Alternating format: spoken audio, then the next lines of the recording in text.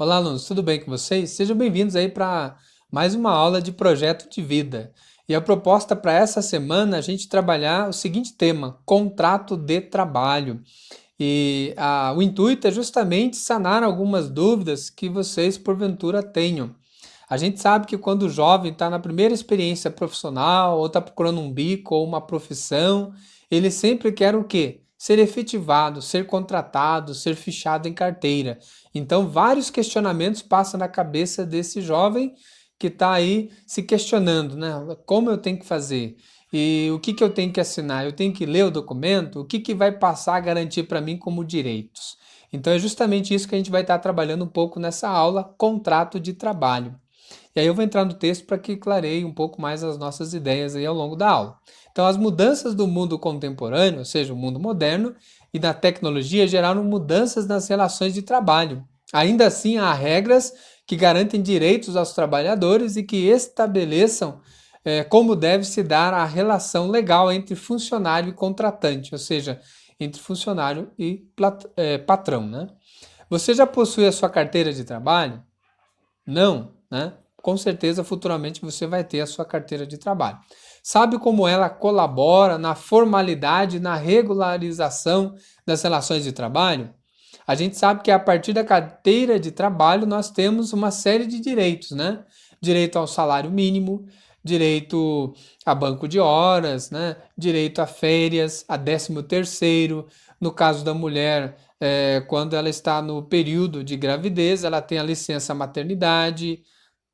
Ou seja, tem vários fatores que a partir do fichamento em carteira ou de carteira assinada, você passa a ter uma série de direitos que nós conquistamos a partir da CLT.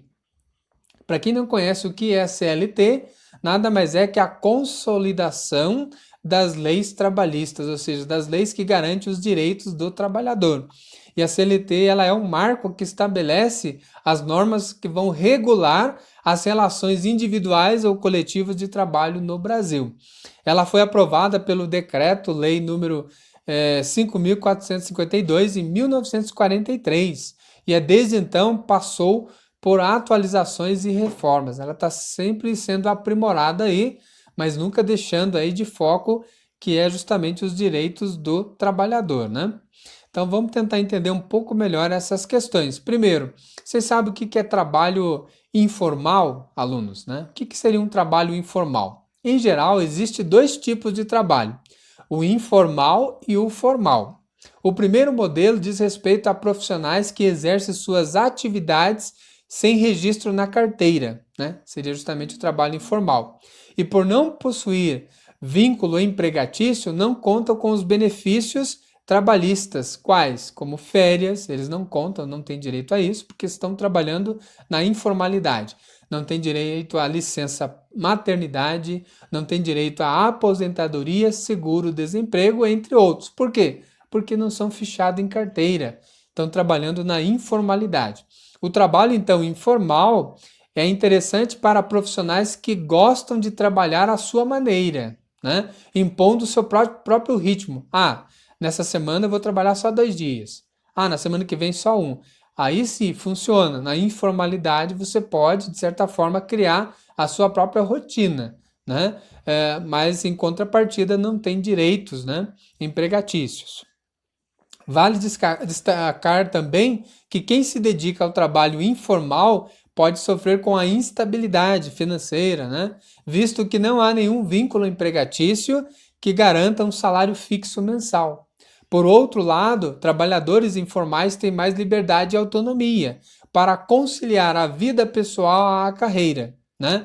Que é o que grande parte dos profissionais hoje em dia buscam para se sentirem ainda mais realizados. Ou seja, ele que faz o horário de trabalho dele. Se ele quer trabalhar, ele vai. Se não quer, ele não vai. Por quê?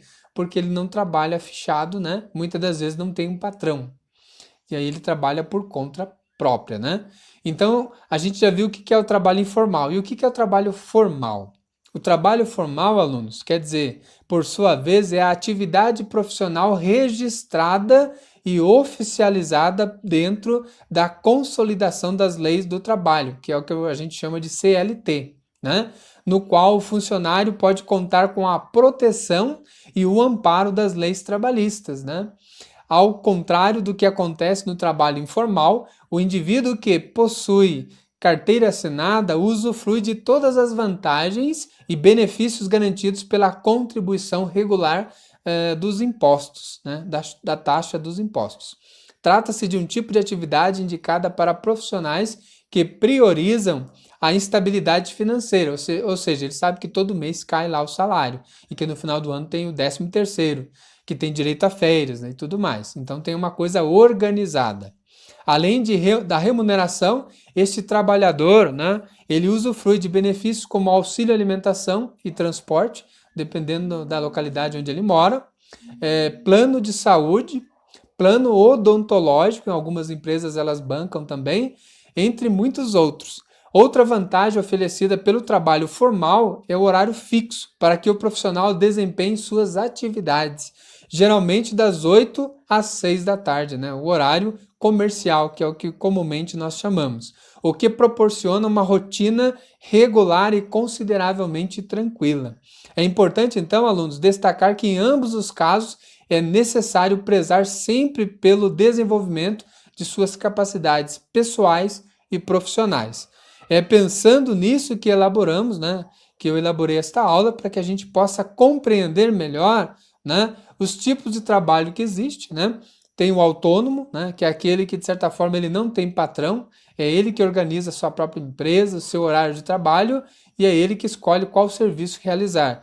Tem o profissional liberal. O que seria o profissional liberal? Eu vou colocar aqui as profissões que estão dentro dessa definição. Os profissionais liberais da sociedade que conhecemos são os advogados, os médicos, engenheiros, né, entre outros, o que nem sempre acontece no caso daquele que desenvolve uma atividade autônoma, né? Então, o autônomo nem sempre é o profissional liberal, tá, gente? E seria isso, então. Aquele que exerce função de autônomo, os profissionais liberais e os profissionais formais, ou seja, aqueles que são fichados em carteiras de trabalho. Então, desde já agradeço a atenção de vocês e até a próxima aula.